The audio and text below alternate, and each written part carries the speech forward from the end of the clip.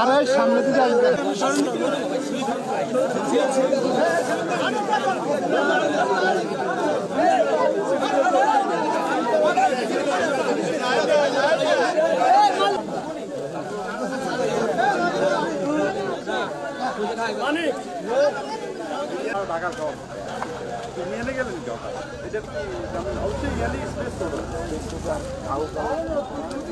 আপনাদের এই কষ্ট লাঘব করা বড় কঠিন। বিএনপির পক্ষও সম্ভব না, সরকারের পক্ষ এই সরকারের পক্ষও সম্ভব না। তবুও আমাদের নেতা তারেক রহমানের খালেদা জিয়ার নির্দেশে আমরা প্রতিনিয়ত প্রতি সপ্তাহে আপনাদের দরবারে কিছু ত্রাণ সামগ্রী নিয়ে উপস্থিত হওয়ার সৌভাগ্য দিয়েছেন। আপনারা কষ্টের শেষ নাই। এই কষ্ট শুধু এখন এই কষ্ট গত 16 বছর বাংলাদেশের রাজনৈতিক যে পরিস্থিতি, বাংলাদেশের মানুষকে যেভাবে শোষণ করেছে শেখ হাসিনা, আপনাদের এই এলাকাও কিছু উঠতি সন্ত্রাসী আওয়ামী লীগ, গরিব মানুষ এই এলাকায় বেশি, দিনে আনে দিনে খায়। এদের উপরও ট্যাক্স তারা নির্ধারণ করেছে, মানে ব্যক্তিগত ট্যাক্স, আওয়ামী ট্যাক্স।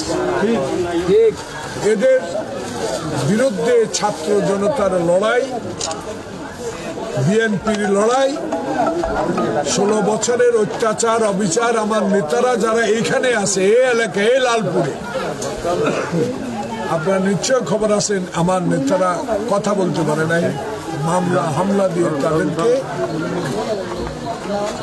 বিধ্বস্ত করে দিয়েছে। সেই কারণে আপনারা অনুগ্রহ করে একটু ধৈর্য করতে হবে। এখন পুনর্বাসনের কাজ, এখন পানি কিছু শুকাচ্ছে, এখন ঘরের মধ্যে কাদা। এখন আপনাদেরকে সরকারের কাছে আমাদের দাবি থাকবে এদেরকে পুনর্বাসনের ব্যবস্থা করা হোক। কারণ এখন আর দুর্নীতিবাজ সরকার নাই, শেখ হাসিনা নাই, আওয়ামী লীগও নাই।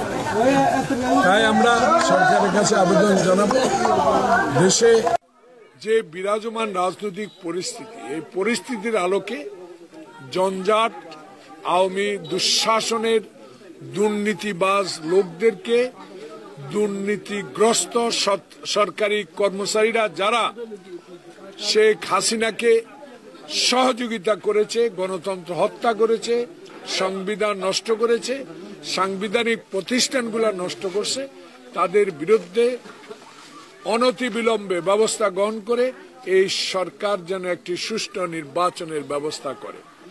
সুষ্ঠু নির্বাচন হলেই জনপ্রতিনিধিরা আসবে। আওয়ামী লীগের মতো বিনা প্রতিদ্বন্দ্বিতায় নির্বাচিত কেউ হবে না।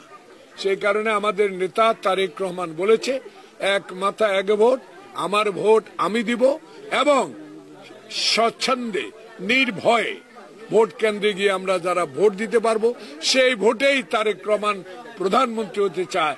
মৃত ব্যক্তির চোরা ভোটের, রাতের ভোটের এমপি তারেক রহমান হতে চায় না, এমপি হতে চায় না, প্রধানমন্ত্রী হতে চায় না।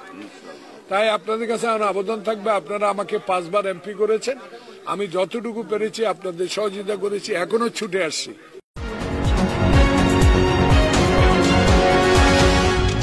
এনকে টেলিভিশন, নোয়াখালীর কথা বলে।